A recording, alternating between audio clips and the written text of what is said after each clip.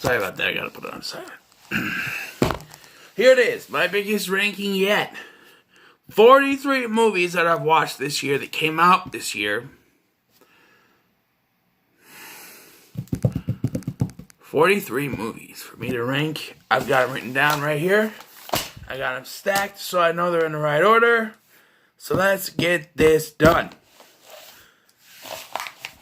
43 movies ranked from worst to best. Or least favorite to favorite for me, you know. So, without further ado, drum roll. Bottom of the barrel. Worst movie of the year is Joker. Just kidding. It's not the worst, but it's not the best. It's not, it's not in my top 10. It's not in my top 20. We'll just say it right now. For bottom of the barrel, number 43 is Black Christmas 2019. I know I didn't actually see this film, but I've seen enough and other people's reviews and trailers and footage on TV that I know it's an agenda film. It's pointed, it has an agenda. Men are shit, fuck men, we don't need men, women are the best, that kind of thing. As I was talking about in my Aladdin 2019 review about it's a female empowerment message, and this year has been all about that. Movies coming out promoting female empowerment. Hopefully next year they can cut that out and actually give us just good movies. But this is the cumulative crop of shit this year, and that's Black Christmas. Up next, number 42 is X-Men Dark Phoenix. This movie was delayed, and so I went to see this, and I wasn't expecting anything good. I went in with very, very, very low expectations, thinking maybe they can raise my expectations when I go see it. It could go over my expectations, but no. They recycled a bunch of things from X-Men Last Stand. Not good stuff from X-Men Last Stand. And it just, overall, it didn't work. And the X-Men series went out, even though we got New Mutants, which I don't know what that's going to do if it even gets released, but number 42, X-Men Dark Phoenix. Number 41, a movie I just watched today, We Die Young, starring Jean-Claude Van Damme. Picked this up at Walmart for $5. Wasn't sure what it was about. Watched it today. It's okay, but I couldn't put it any higher than third to the bottom. It's a movie. It existed. It's alright. Jean-Claude Van Damme doesn't say a damn word through the entire movie, and that kind of hurts it. I know people are like, oh, when he talks, no one can understand him, so it's good that he's silent. But it's just there. It's an independent movie. Came out of nowhere. I'm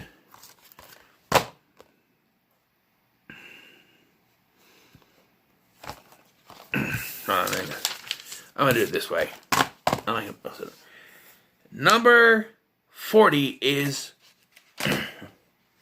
Crawl. No surprise here that it's in my bottom 5. Specifically, watched this last night. I don't get all the hype for this movie. People saying, oh, it's one of the best horror movies to come along. I had major problems with it. There was, major gaps in judgment and common sense. And it just didn't make any sense. I understand that you're in a sort of high-pressure situation, but you could stop to think about stuff. I just didn't like it. Top of the bottom 5, number 39. Joker. I've seen some people put this number one on their list. And I'm just like, okay. Maybe I know I'm not in the same mindset as people who go to see this.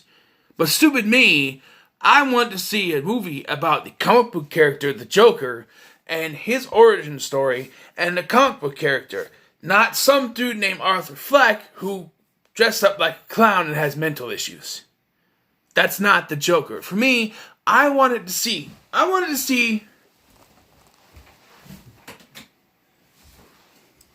This is what I wanted to see. Right here. The Joker. That's what I wanted to see. What we got was a movie about mental illness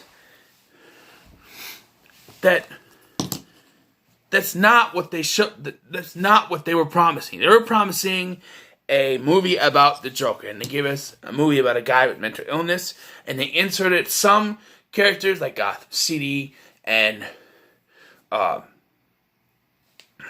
Thomas Wayne, just enough to say, oh, this is in the comic book universe, but it's not the Joker. He's not the Joker.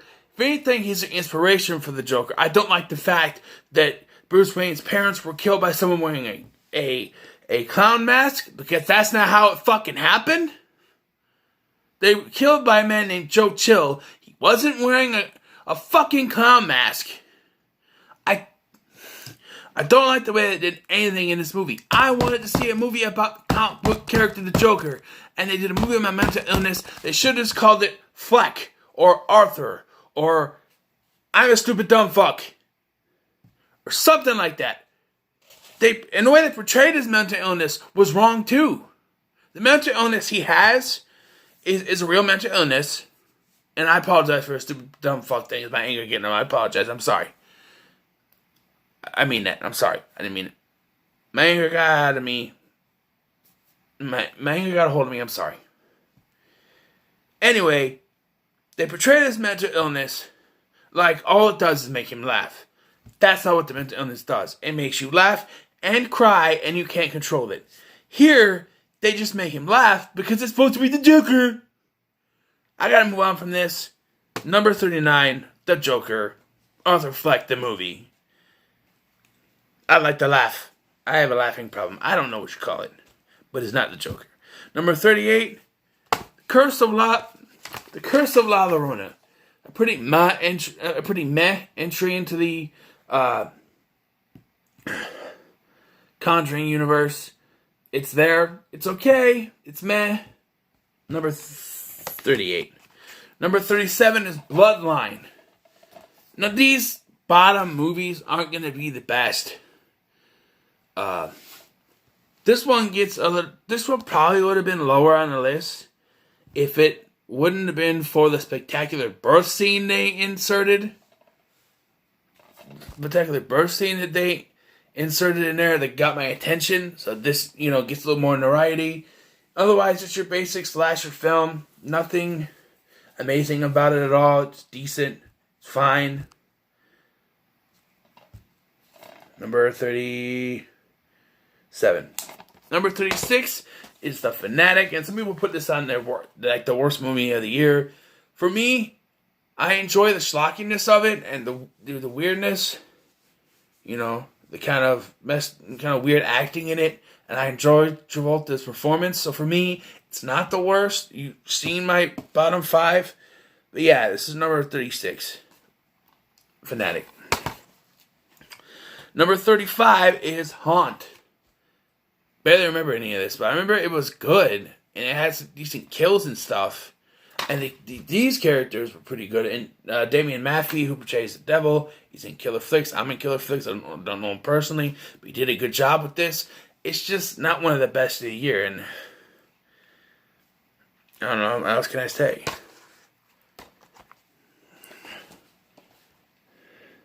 Next, at number 34, is Batman vs. Teenage Mutant Ninja Turtles. Now, nothing against this. I rewatched this with my son recently, part of it, and it's alright. It's a decent movie. I don't like the designs of the Ninja Turtles. They're very blah.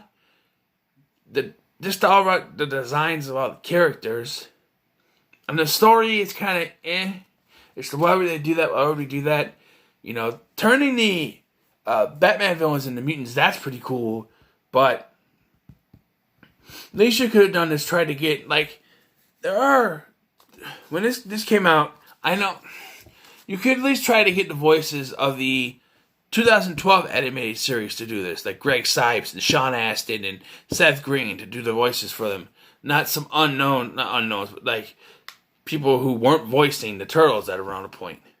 They got Darren Criss and others, just I don't know, not really interesting. It's alright. It's not bad. It's alright. Number 33 is Banana Splits movie. I said this before, this movie murdered my childhood, but it's got decent kills. It's actually not that bad of a movie, but for the other movies on this list, it had to be low because it's an independent movie. It was released on Sci-Fi Channel and Blu-ray and DVD. And it's just, the budget's kind of low, and when they set it for a sequel, which I hope they do the sequel, but it's just, I don't know if they will. It's just, and the way they represented the characters, that they were, they're guys in suits back in the day. And here they're just animatronics. And the show they present in the movie is not the show I grew up with. That's what kind of drags it down for me. It's not the same show. There was no Milkman Dude. They presented cartoons. That's what they did. Number 33. Number 32 is Glass. Going into this year, I was excited because I watched Split. I'd never seen Unbreakable before, but I watched Split. When they showed that I heard about Unbreakable, I knew everything about Unbreakable. So when they showed the thing at the end of Split, seeing it was connected to Unbreakable, I'm like, oh, shit, that could be cool. So I finally watched Unbreakable and I enjoyed it. And then Glass came along. And it was decent. It's a slow burner. And the ending comes and this shits all over the movie. I'm sorry, it does. The ending ruins it for me. But decent film. Number 33. 32. Number 31 is Escape Room. Now, we got a sequel for this coming out next year, I think. And I can't wait for it, because this was pretty good. I enjoyed it. It's like a PG-13 Saw film. Although I wish it was rated R. But for PG-13, it's actually pretty good. The traps and stuff that this are decent. And the lead into a sequel, which I hope they don't just kill off the two main characters from this at the beginning of the next one like they're teasing. Because that would piss me off. But do justice with a sequel. Please. Number 31. Number 30 is Terminator Dark Fate. I think I enjoyed this more than most people. Killing off John Connor at the beginning of the film kind of pissed me off at first. But I realized going through the film that it was necessary because John Connor, it's not about him anymore. It's not about Sarah. It's about this new person, Danny, I think her name is, that they're going to protect. And so you don't need John Connor in the film. You don't need him to be around. You don't need him as part of this franchise anymore because it's not dependent on him anymore. So it makes sense. And you go in with that mindset and not just get pissed. Oh, they killed off John Connor. Fuck this movie. It sucks. Then you're going to have a decent time with it. You're not going to be all pissed. Alright? Number 30. What was that? Number 30. Number 29 is Teen Titans Go versus Teen Titans. Little cartoon film. Came out direct to video. Watched it with my son. Decent film. It's alright. There's some good jokes in there. It's for kids. So adults aren't really going to get it. I'm more in tune with my inner child than most. But even I wasn't getting... my son was laughing. I was just like... and I would laugh at some jokes. But it's alright. So it's number 30. Or number 29, I mean. Number 28 is The Intruder. With Dennis Quaid. Very good film. Decent suspense. Good acting from both Michael Ealy, from all the cast. Michael Ealy, Megan Good, and Dennis Quaid. Just very good. Decent. Number 28. I need to move this here. Next, at number 27, is Pokemon Detective Pikachu. Great film. Enjoyed Ryan Reynolds playing the voice. The twist at the end was just kind of okay. you know. But then again, if it was his dad, why he didn't recognize his voice? That's the one thing that confuses me. Oh, it's your dad the whole time, and his dad is Ryan Reynolds.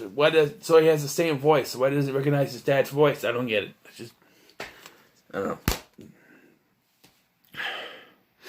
Number 26 is Brightburn. What if Superman went bad? That's the question it asks.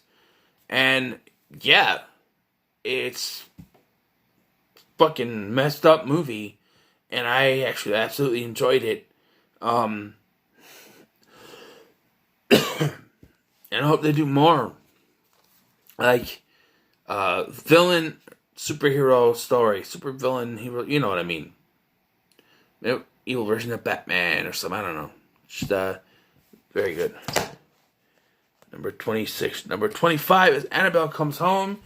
A very meh when it comes to the Annabelle movies, but in the Conjuring franchise. But why this gets way up here over Curse of La Llorona is it's a familiar territory. Whereas Curse of La Llorona was a brand new story. All except for Father Perez, who was the first Annabelle. We didn't really know any of the characters, any of the story. We didn't know anything was going on. This is a familiar story. We had the Warrens, their daughter Judy, the room with all their haunted stuff, the Annabelle doll itself. It's all familiar, so it's a little more close to home. With this, so it's familiar and it's closer to my heart than Curse of La Llorona, so it goes up higher. Next is Men in Black International.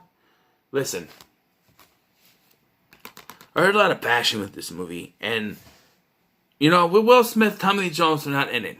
All right, I watched this with my son. It's okay. It's not the best. It's not better than the ones with Tommy Lee Jones or Will Smith, but it is decent. I like the kind of twist in it, even though I figured out that Liam Neeson was the bad guy from at least halfway through the film, maybe earlier, I don't know, but it's decent.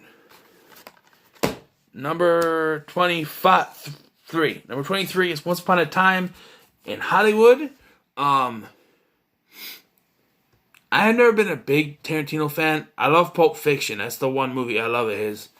This is pretty good. I enjoyed it. It seems to take, for me, it seemed to drag on. Just like, it seemed to last forever. And on your first watch of a movie, it does take longer than if you've already seen it. So that's one thing. But that's why it's kind of low here, is because it dragged for me. But I did enjoy it. It's very good. Number 22 is Pet Sematary. I didn't think this thing would be, I thought this would be down low next to Joker. But having watched it, it's not better than the original. It's probably better than Pet Sematary 2. The ending is what ruins it for me, because that kid is fucked. Gage, they reversed it where it's the daughter, right? They ruined it. Okay, they ruined the twist that it's the daughter that gets hit by the car this time in the fucking trailer, and then in the movie they have the gall to do a bait and switch where they make it look like Gage is gonna get hit in the last second. He gets pulled away, and then the daughter gets hit. Even though they showed you in the fucking trailer, I know this was filmed before the trailer, but if they were gonna do that do the bait and switch in the film, don't show it in the fucking trailer that the daughter gets hit. Because that ruined the movie for a lot of people who went to see it and said that if they didn't know that was coming, they would have been shocked. But no, they ruined it with that. And no, I didn't do a review for this because I was like, just like with We Die Young, I was just like, I don't need to. Eventually I'm going to rewatch We Die Young because I had something else on while I was watching it because I just wanted to get it done. It's a mad movie. This one, hopefully for next October Horror Month, you my 31 on 31. I'm going to try to get Pet Sematary 2 to watch with them, so There you go, number 22. Number 21 is Happy Death Day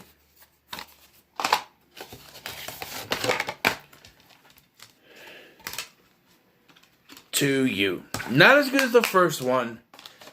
Although I didn't hate it like most people did, because I actually like I watched the CW Flash, so I'm into the parallel worlds and stuff. I like that. So I kind of enjoyed it. So I didn't hate on it like most people did. Because most people are like, oh, we wanted a straight up slasher movie. And this was just Back to the Future bullshit. And that's what most of the mindset of people are going in, oh, I was looking for more slasher stuff. And this just pissed me off because it's not a slasher movie. And yes, the trailers showed that it was mostly slasher stuff. And it steered away from the the alternate dimension stuff. But, you know what? I don't mind it. Next, we have number 20, Captain Marvel. I know what I said about these female empowerment, but of all the female empowerment type movies that came out this year, this one had the least amount in it, I believe. I haven't seen Charlie's Angels, I don't plan on it. But it's a female-led film. They were trying to be Wonder Woman. They're not going to be Wonder Woman. They were trying. And I think they did a decent job. The twist with the Skrulls, I didn't see coming. It was like, they're supposed to be the villains. And in all of the media I've seen, the Fantastic Four TV series, comics, they've been villains. And they switched that. I'm like, because going in, I'm like, the Kree are supposed to be good guys, and the Skrulls are the villains. Well, then how did the Kree become bad guys? Because Ronan was supposed to be this, they said he was a rogue destroyer, or whatever he's called, accuser, whatever. But how did the Kree become villains? And turns out they were already villains. They just wanted the power. Yeah, number 20. Number 19. Look, I know what you're going to say. This is technically a 2018 film because it came out in December 2018. But I don't count these. It was put on. It was put out in digital media like I'm trying to think. Amazon and stuff. You could buy it, purchase it that way. You know what I'm trying to say? First in December. But it wasn't shown on TV or released to DVD until 2019. They delivered to 2019. So I'm counting it. And that's Leprechaun Returns. This brought back a lot of feels from the original Leprechaun. And usually, I'm going to have to watch them all this year. Fuck me. Because half of the fucking Leprechaun franchise I can't stomach. I cannot sit there and watch it. I have watched the first 4 Leprechaun movies. Leprechaun Origins and then this one. And I tried to watch the 2 in the Hood.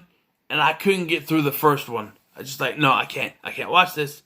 I just can't get through it. I'm going to have to this year. Because I'm going to get through them all and do a ranking. But this connects back to the first one. It's the only sequel that connects to the first one. It's got Ozzy. Taylor Spritler plays the daughter of Tori Redding, which was Jennifer Aniston's character. It connects back. And you get that nostalgic feel. And they do that. And I think the ones that do it the best so far, Leprechaun Origins and Halloween 2018, have done the best at doing that. And it's not Warwick Davis coming back, but the guy that get to play it, which says his name here, Lyndon Porco. He does a good job. So that's number 19. Number 18 is Hobbs and Shaw. A lot of people saw this, and they saw Idris Elba was going to be a superpowered villain. They're like, no. Because the Fast and Furious franchise has been grounded. But you got to remember, this is a spinoff. This is not in the main franchise. So if they don't do this in the main franchise, I think it'll be okay. This is a spinoff. So you can do whatever they want in the spinoff. And I think this was pretty good. You know, it brought back The Rock's Samoan roots. You got his real life cousin Roman Reigns in there. Cliff Curtis, which it's always cool seeing him in movies. He was in there. Good film. No, not the best of the franchise for sure, but still pretty good. Number 18. Number 17. Number 17 is Us. I really enjoyed Get Out, and I wanted to see this in the theaters, but I didn't have time. I just couldn't get to it, and then I bought the Blu-ray last week. I watched it, and I really enjoyed it. It gets number 18 or number 17 because it's got the good scares, but it's just not. It's not one of the best. You can see there's some horror movies going up to the top here that I like more, and this one, it's one of the best horror movies this year, but it's not one of the best movies this year. If you get what I mean.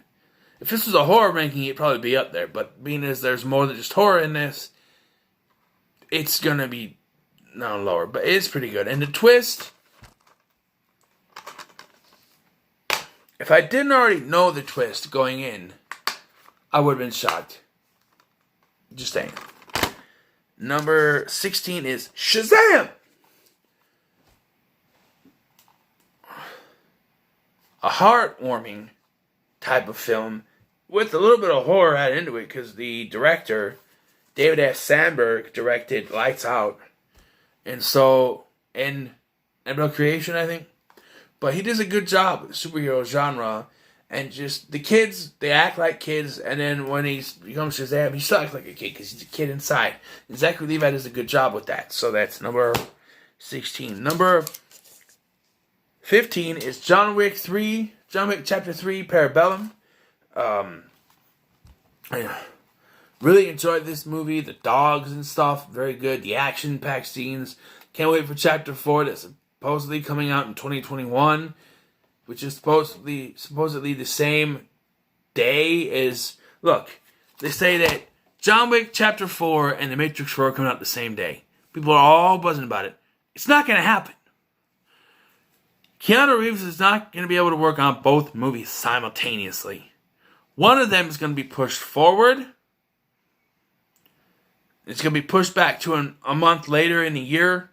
I guarantee it. They're not going to come out. By the time that they're released, it's not going to be the same day. It's not going to be the same month. They're going to be pushed apart because Keanu Reeves is not going to be able to keep the schedule and do 2 movies at the same time. I'm sorry. He's an amazing person, but a miracle worker he is not. Now we have 14, Zombieland Double Tap. I enjoyed this just as much as I did the first Zombieland movie. Very good, very funny, and they hadn't missed a beat. And they repeat some things, but they also add some stuff with the zombies instead of the rules. It's the different version of zombies. I kind of like that. It's all around. It's funny. It's good. It's great. Number 13 is The Lion King from 2019. Just recently bought this. And for a movie that I just bought and just watched, to make it to the top part of my list, it's at number 13. It's got to be good. It is good. And, I enjoyed it better than Aladdin. But as you can see, Aladdin's not on the list yet. Because they still had a nostalgia feel for Aladdin. But this, I did like it. And in some ways it is better than Aladdin, but you gotta think it's CG. They say it's live action, but it's CG. And it's good, but it's not as good as the original. And number 13. Number 12 is The Art of Racing in the Rain. I almost put this in my top 10 because, like I said before, in my top 10 movies of 2010, it made me cry. It made me cry. You deserve to be hyped to this, but I had other movies I wanted to put in there, so I wasn't able to make it. It was a great movie. I absolutely love dogs. I'm a dog person. I love animals, period, but except for bugs. Yeah, and my family has a golden retriever, so there's that. And I love I love my Ventimiglia, and so it was cool to see him in a movie. And yeah, I really enjoyed it. And also all that child protection, uh, child, what's the word? Confidence, no.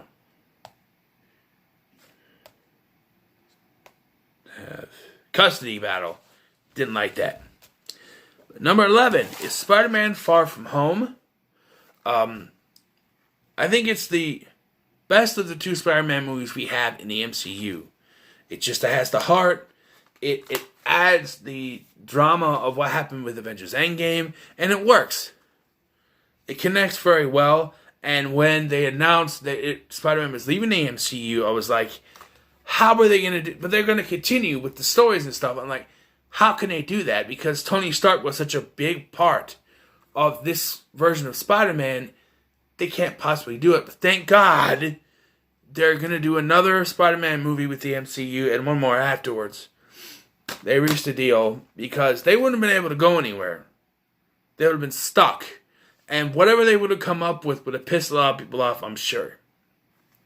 So there's that number 11. Now we got a top 10. The top 10, B.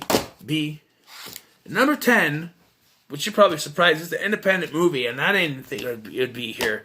You know, when I ordered it off of eBay, I'm like, it'll probably be in the bottom. You know, but I really enjoyed this movie. That's another Cinema Snob movie. Coming in at number 10. Very funny. You know, the same kind of humor that Brad does on the Cinema Snob. Also the same kind of humor you get with Nostalgia Critic. So if you like that, you're going to love this. And I really did enjoy this. Number 10. Who knew? Number 9 is Godzilla King of the Monsters. Better than the 2014 version. Like I said in my top 10 video, I think they did the human characters better in this one. And I just think the story all around was a little bit better. I can't wait for Godzilla vs. Kong next year.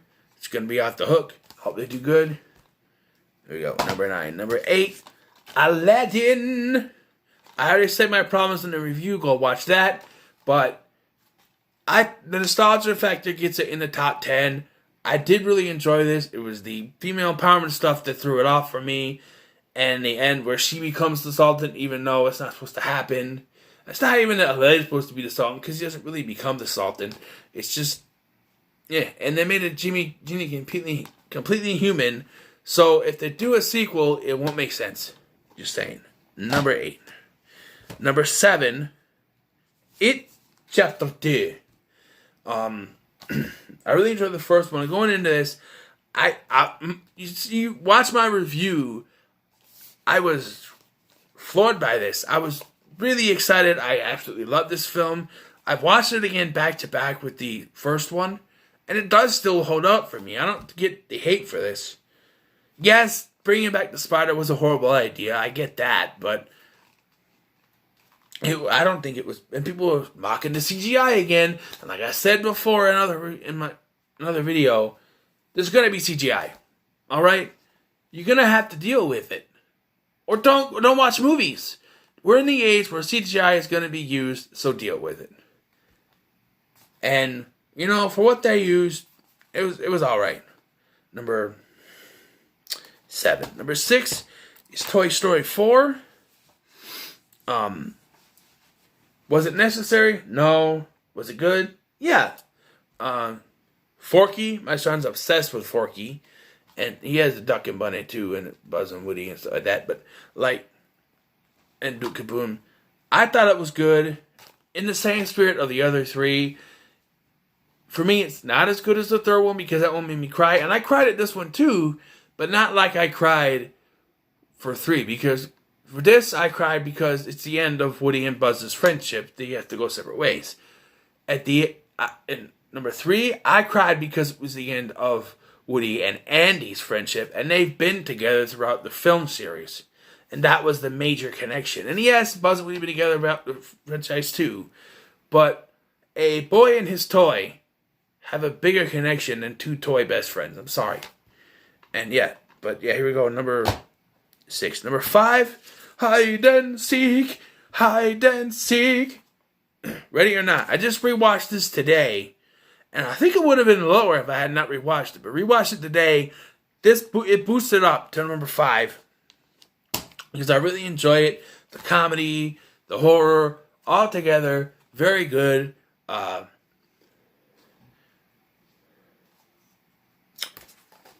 Samara Weaving, very good in this film. Other actors are very good. Just all out, very good. Number 5.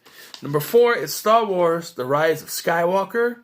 Now I know people are gonna say you put that at the top. For me, like I said it before, it's the best of the sequel trilogy. I think it embodies what Star Wars is. You got the Emperor coming back. How he came back, no one knows.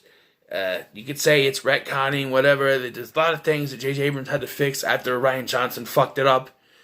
You know, but it is a decent Star Wars film.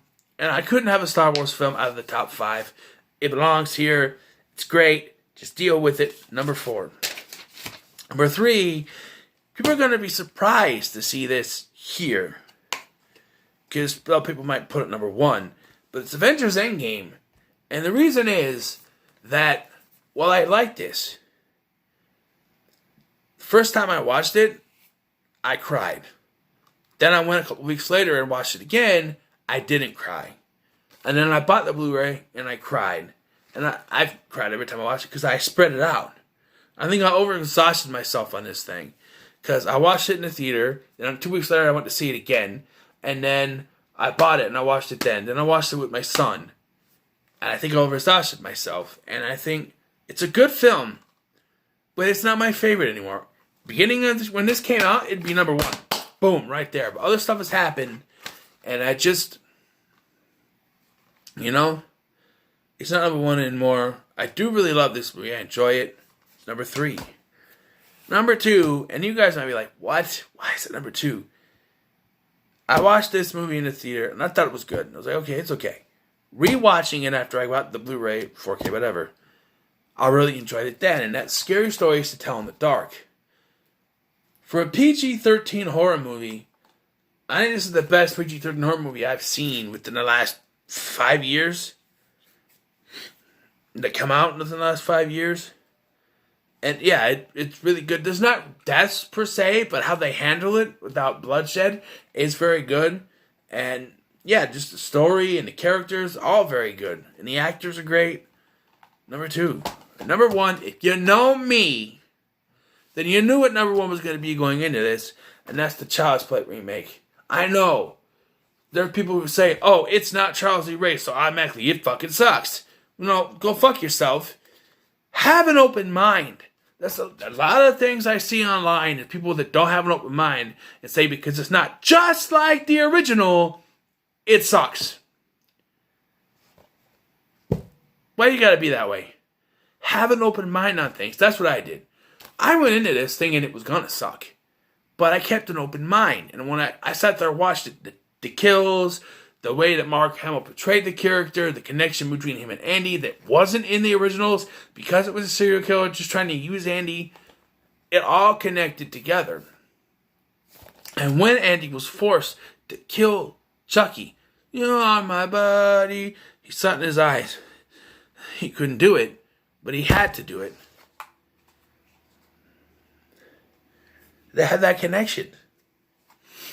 And it worked for this movie. Anyone who says this movie sucks is wrong. Just saying that.